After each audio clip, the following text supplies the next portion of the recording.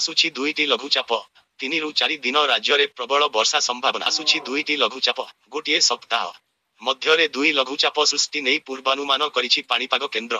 ଜୁଲାଇ 7ରେ ଗୋଟିଏ ଲଘୁଚାପ ସୃଷ୍ଟି ହେବାକୁ ଥିବାବେଳେ 15 କିମ୍ବା 16 ତାରିଖରେ ଆଉ ଏକ ଲଘୁଚାପ ସୃଷ୍ଟି ହୋଇପାରେ ବୋଲି ପୂର୍ବାନୁମାନ କରିଛି।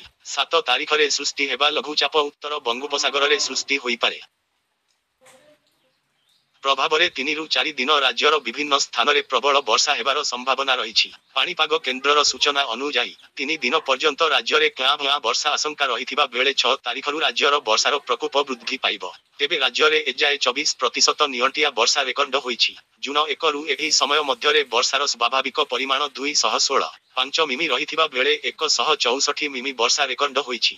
ଗୋଟିଏ ଜିଲ୍ଲା ମାଲକାନଗିରିରେ ଅଧିକ ବର୍ଷା ରେକର୍ଡ ହୋଇଥିବା ବେଳେ 13 ଜିଲ୍ଲାରେ ସ୍ୱାଭାବିକ, 15 ଜିଲ୍ଲାରେ ନିଅଣ୍ଟିଆ ଓ ଗୋଟିଏ ଜିଲ୍ଲା ମୟୂରଭଞ୍ଜରେ ସର୍ବାଧିକ ନିଅଣ୍ଟିଆ ବର୍ଷା ରେକର୍ଡ ହୋଇଛି। ଆଗକୁ ବର୍ଷା ବଢ଼ିଲେ ନିଅଣ୍ଟିଆ ବର୍ଷା ପରିମାଣ ଭରଣା ହେବ ବୋଲି ଆଶା ରହିଛି। ଦକ୍ଷିଣ ପଶ୍ଚିମ ମୌସୁମୀ ବାୟୁ ସକ୍ରିୟ ରହିଛି। ଫଳସ୍ୱରୂପ ରାଜ୍ୟର କେତେକ ଅଞ୍ଚଳରେ ବିଜୁଳି ଘଡ଼ଘଡ଼ି ସହ ହାଲୁକାରୁ ମଧ୍ୟମ ଧରଣ ବର୍ଷା ହୋଇଛି। ଆସନ୍ତା 6 ତାରିଖ ବେଳକୁ ଏକ ନିମ୍ନଚାପ ରେଖା ସୃଷ୍ଟି ହେବା ସମ୍ଭାବନା ରହିଛି। ଏହାର ପ୍ରଭାବରେ ବର୍ଷା ପରିମାଣ ବଢ଼ାଇବ ବୋଲି ଆକଳନ କରିଛି ଭୁବନେଶ୍ୱର ପାଣିପାଗ ବିଜ୍ଞାନ କେନ୍ଦ୍ର। ଉତ୍ତର ବାଂଲାଦେଶ ଏବଂ ଏହାର ପାର୍ଶ୍ୱବର୍ତ୍ତୀ ଅଞ୍ଚଳରେ ଗୋଟିଏ ଘୂର୍ଣ୍ଣିବଳୟ ସକ୍ରିୟ ବେଳେ ପୂର୍ବ ବିହାର ଏବଂ ଏହାର ପାର୍ଶ୍ୱବର୍ତ୍ତୀ ଅଞ୍ଚଳରେ ଆଉ ଏକ ଘୂର୍ଣ୍ଣିବଳୟ ସକ୍ରିୟ ରହିଛି। ଗତ 24 ଘଣ୍ଟା ମଧ୍ୟରେ ସୁନ୍ଦରଗଡ଼, ଜଗତସିଂହପୁର, କନ୍ଧମାଳ ଏବଂ କଳାହାଣ୍ଡି ଆଦି ଜିଲ୍ଲାରେ ବର୍ଷା ହୋଇଛି।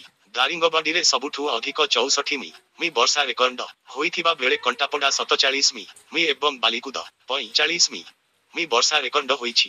ମଙ୍ଗଳବାର ରାଉରକେଲା, ସୁବର୍ଣ୍ଣପୁର, କେନ୍ଦୁଝର, ବାଲେଶ୍ୱର ଏବଂ ଚାନ୍ଦବାଲିରେ ବର୍ଷା ହୋଇଛି। 6 ତାରିଖରେ ମୟୂରଭଞ୍ଜ, କେନ୍ଦୁଝର, ମାଲକାନଗିରି, କୋରାପୁଟ ଏବଂ ରାୟଗଡ଼ା ଜିଲ୍ଲାର କିଛି ଅଞ୍ଚଳରେ ପ୍ରବଳ ବର୍ଷା ହୋଇପାରେ।